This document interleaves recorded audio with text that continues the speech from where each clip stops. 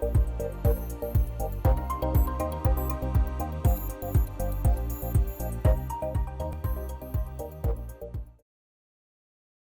and welcome to Business on the Wire. I'm Mitali Mukherjee. Amidst a generally cheery environment for the stock market, it is a moment of glory for the startup universe. The Zomato IPO opened on the 14th of this month and it closes on Friday. It's priced between 72 to 76 a share. Of course, by day one, the issue was already oversubscribed across most categories, especially retail. Plus, they've got a whole host of anchor investors with all the blue-blooded names over there. Tiger Global, there's JPMorgan, Morgan Stanley, Fidelity, just to name a few of them. There are, in fact, 186 to be very precise. There's many firsts over here. First of all, it is a unicorn tech company listing for the first time. It certainly won't be the last. Zomato will, I think, in a sense, be the harbinger of what is to come for many of these startup companies hitting the stock market and heading to the market to raise cash post-pandemic and in a post-pandemic world. So let's talk a little bit about whether or not you should look at subscribing to Zomato. And I think there's four difficult or important questions that you should ask yourself before you take that decision. Number one, what is happening in the industry? Zomato was established in 2008. It's the largest online food delivery player in India. It's got dominant market share at about 45% in the delivery segment and the restaurant classified segment. I think it's safe to say that there isn't too much to explain about Zomato. There aren't too many people, at least in the urban scape, who don't know what Zomato does or don't recall what that name connects with and what their essential business is. They also have first mover advantage. Zomato entered the market the first, and I think across industries this is a truism. First mover advantage does give you a lot more in terms of a leg up and a first start off. Of course, over here the key is how much you garner by way of market share. So again, on that, Zomato's done pretty well for itself. The key competitor for them is Swiggy, but there are others, including the giant Amazon, that's looking at that space very carefully. Remember, Uber Eats is there as well in a more minimal fashion. So compared to global markets, this is an under-penetrated market, but there's plenty more that is coming up for that space. So I think question number two would be, how do you value Zomato? And this is the tricky one. If you go through the content of what most brokerages have to say at this point, they'll say, and I'm quoting, Zomato seems to be, it's difficult to value Zomato by looking at the early stage business and placing that into a matrix where you look at more evolved businesses or traditional matrices. But if that doesn't work, then what are you supposed to superimpose on Zomato in terms of a matrix to value it by?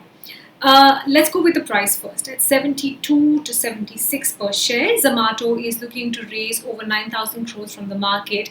That gives it a valuation, a total value of 60,000 crores.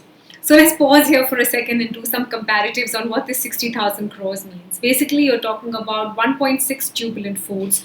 You're talking about 10 Burger King Indias. You can even actually compare this with, a bricks and mortar business such as some of the hotels, which have a far less valuation at this point. So it's just, I think, a little bit of a reality check in terms of, what kind of value you're attaching to this new business, this growing business, this business with potential, all the terms used for Zomato.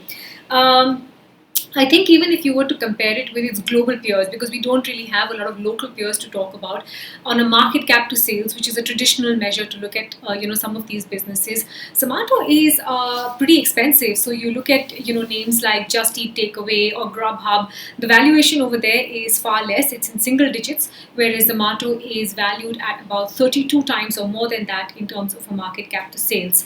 I just want to pause for a second also and talk a little bit about what is the key we're talking about when we're looking at Zomato's business. More and more restaurants need to use the app, and then conversely, more and more users need to get the app on their phone and order via Zomato. So one is feeding the other. It's a bit of a vicious cycle, and you've got to keep that churn going in terms of getting more and more customers, which is why Zomato's been talking about B cities and C cities and trying to really get more leverage over there. So we come to the bigger point of number three, which is what are the risks when we are talking about Zomato? Zomato does, to be fair to it, enjoy a king's share of the market that we're looking at.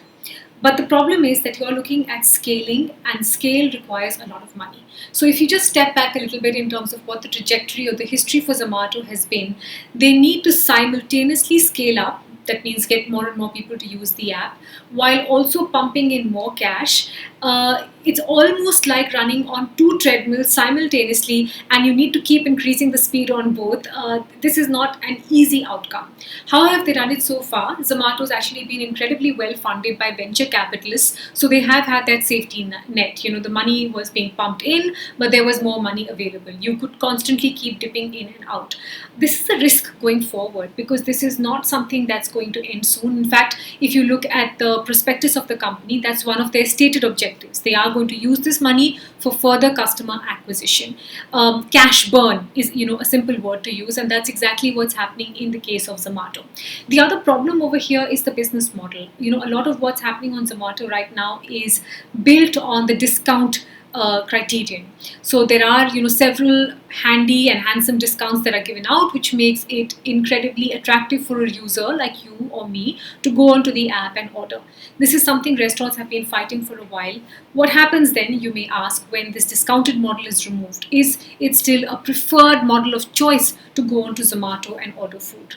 The other, I think, is the is the larger environment that we've got going right now. It's no secret that food inflation and other inflation, including fuel, has been rising quite steadily. Households are feeling the pinch. They're feeling it in terms of the groceries they buy, what they need to pay to fill up their cars and bikes and other vehicles.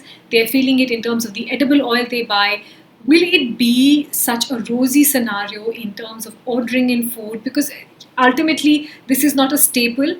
It's not a necessary vertical, if you will, of what a household should be spending on. So I think that makes the trajectory over the next couple of months a little bit tricky, or I would actually go as far as to say the next year and a half looks a bit tricky.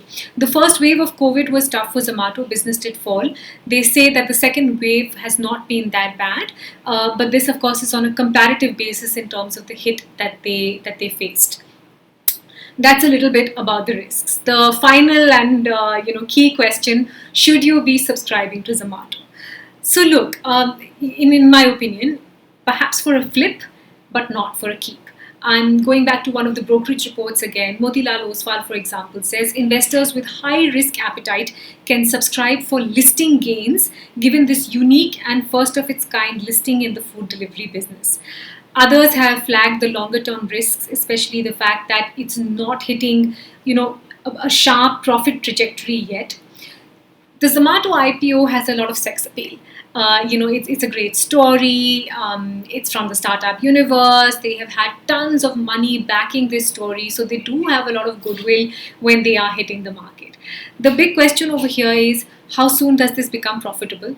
Am I going to be patient enough to wait for it to become profitable? Because even the most, optimistic estimates, which is from Edelweiss, the brokerages, seem to indicate that profitability happens only in FY23. Even then, it's not like it's going to be one zooming incline. It is going to be a slow process for them.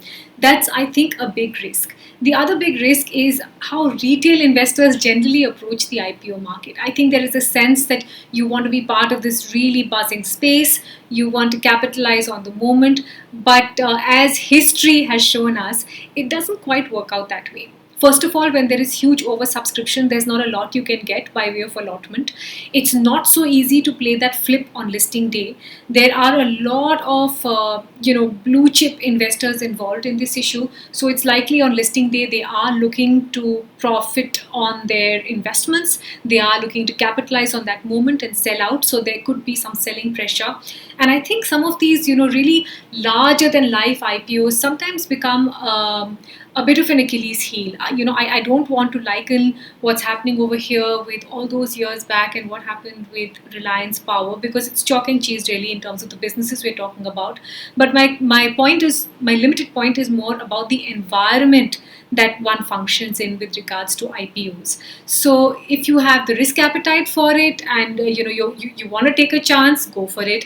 If you want to be extremely patient with this one and see where it goes, go for it. But you must not have any you must be pretty clear about the fact that this is an overvalued business at this point, and it is going to be a long gestation business.